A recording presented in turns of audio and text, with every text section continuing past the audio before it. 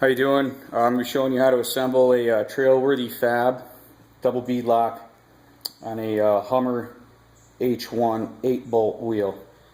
These things come in a couple different configurations, 8-bolt, 12-bolt, and I believe now they have a 32-bolt.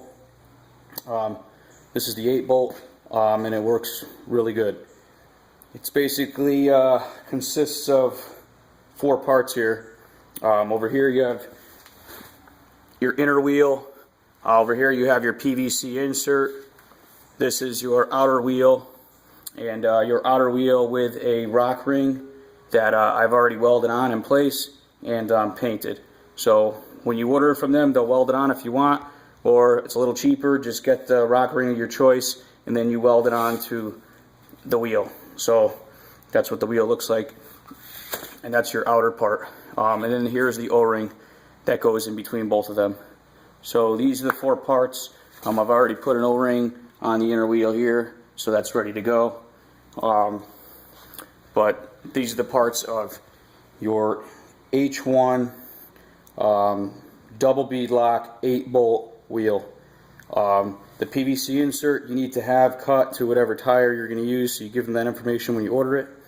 And the outer wheel, you have the back spacing to your specification as well. So these particular wheels are back spaced at 4.5 inches for my particular application.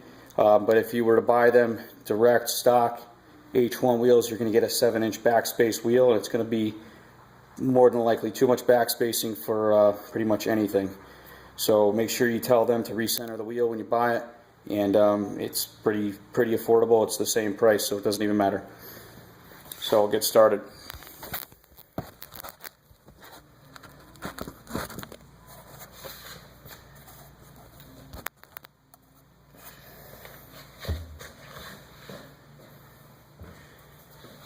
Okay, these things are going to go on a Super Swamper 42-inch by 15 TSL. First thing you want to do is make sure if you have a directional tire, this is the time to make sure you got the right direction.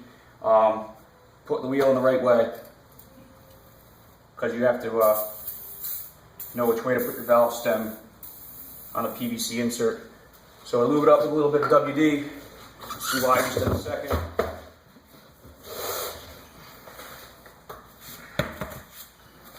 You take your PVC insert. PVC insert is pre-cut for a valve stem, so that notch has got to be on the outside of the tire. So that's why I was telling you, make sure you know which side you want. Pay attention. Basically, just put it on the wheel, on the tire. You can give it a couple good pushes. It goes right in.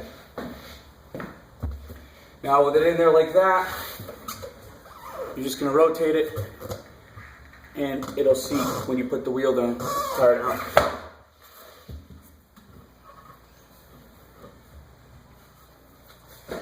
Also, now's the time, if you're going to balance them with balancing beads, now's the time to do that.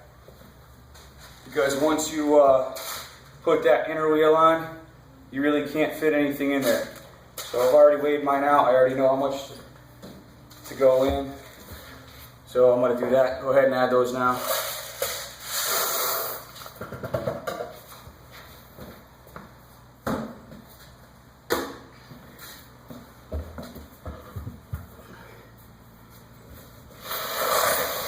Now get that out of the way.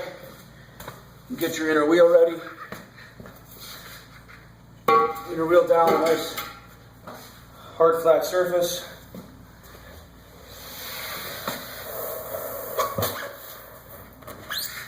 Drag the whole assembly over, and you're just going to drop it right onto that wheel. I'll show you what it looks like.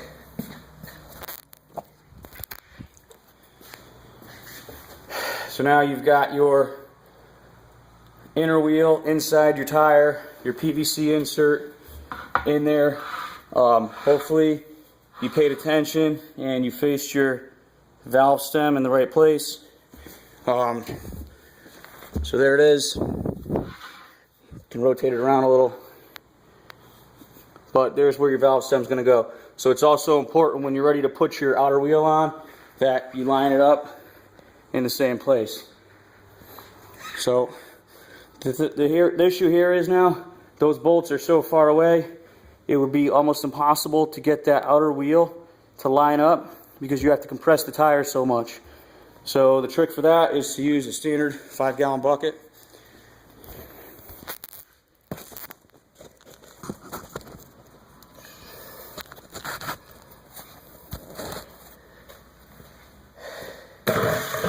Slide your bucket over. Careful when you pick this thing up. If you got your beads inside, they don't go flying. Pick it up, hold the whole assembly, slide your bucket underneath, plop it on top.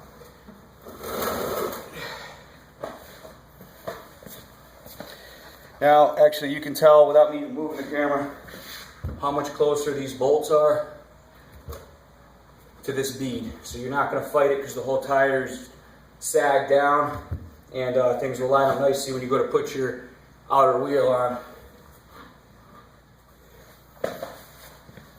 So with that together, my last step, put my outer wheel on. Again, make sure that you line the valve stem hole up, and there's already a valve stem in there, with the valve stem hole and the PVC insert that are completely screwed once you bolt this thing down.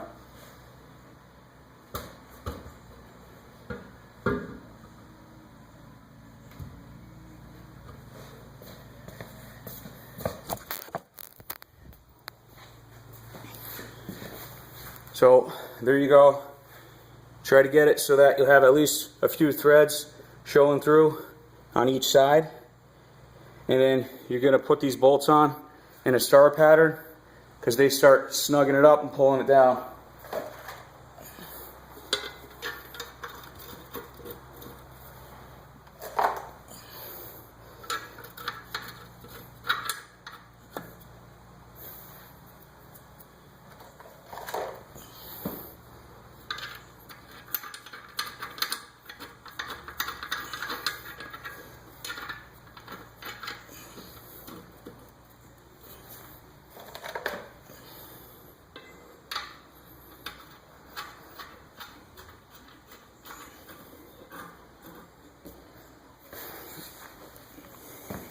Alright, so basically, you're going to put all your bolts on.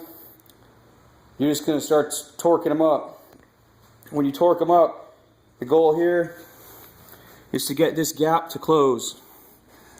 So you got a gap right there that you got to get closed up, and it's quite a ways. And the way it does that is by compressing the rubber on that PVC insert. So you got to do this slowly in a star pattern, and make sure that you're not pulling too much on one side or the other, because this inner wheel will start to bend.